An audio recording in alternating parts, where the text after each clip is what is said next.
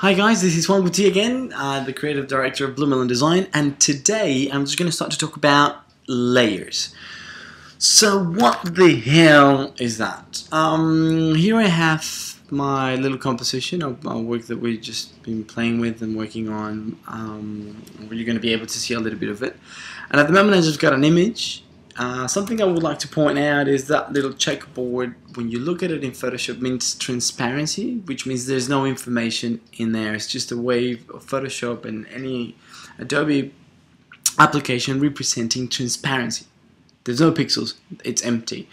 But I still have this little image here. You can see the little Coke Zero can, sorry for that. And we're going to be focusing on my layers palette. Now if you can't see your layers palette, what I want you to do is, the first thing I want you to do is go to your top right corner, come to Essentials, and go and reset it. So if you go down the bottom, there's an option there to reset the Essentials. So I want you to do that. So you're going to see your artwork or your workspace is going to look very much like mine. And what I'll do, just for the purpose of this video, I'm just going to duck this one out, which is my layers palette. Now if you can't find it, try to go Window, Layers. Or if you're into shortcuts, F7, it'll work, do the trick as well. So this is a very important palette because here you control a lot of the things that you're going to be working with. In theory, what we're going to do, or Photoshop, the way we work is we try to create different layers to position different elements. So you can resize them, you can move them around, you can give them specific attributes, specific colors to certain things, and most importantly, if you don't like something, it is quite easy to get rid of it without actually damaging the image. I'm going to give you a quick example. So imagine I'm on this can, for example. I've got this can highlighted there. Imagine if I was going to paint on a brush, right? And I'm just going to go, yeah, cool, I'm just going to go and do that there. Just because I think that's creative. Now, the problem I've done here is not that if that looks good or not. The problem is that I've actually drew on this layer. As you can see, if you look closer to the thumbnail, you can see I actually drew on top of this photograph. Now the problem I've got is most of clients, and they come back and give you a lot of changes. So the client went and said, you know what, Juan, I really don't like that little thing going on there. And then I'll be in a lot of trouble. Because if I had to remove it, I can't just remove it by deleting one layer. On the other hand, if I create a new layer, just by clicking this little new icon, if I go to that layer and do the same thing with my brush, same thing, I'm just going to draw quickly, say, yeah, same stuff.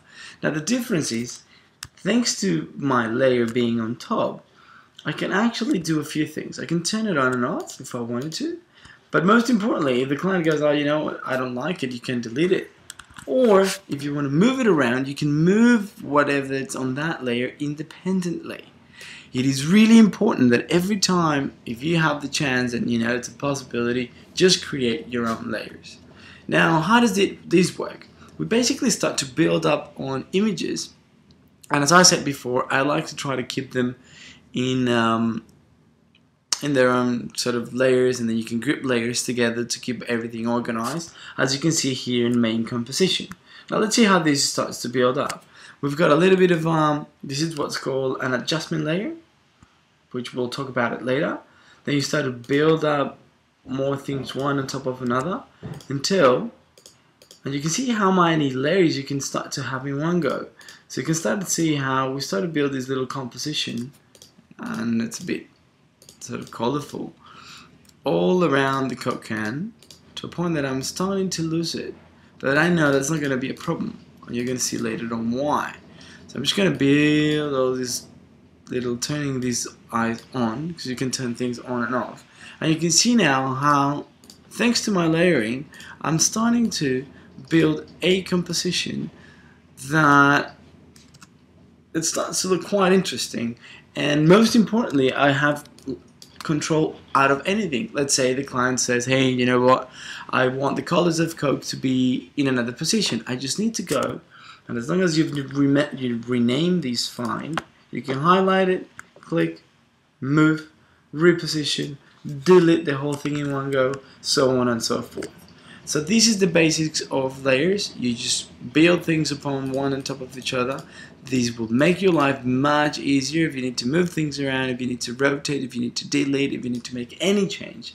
When possible, try to create layers. The next video, I'm going to start to show you how to create layers, how to delete them, and how to create groups. Hope you've enjoyed this really quick one. Bye!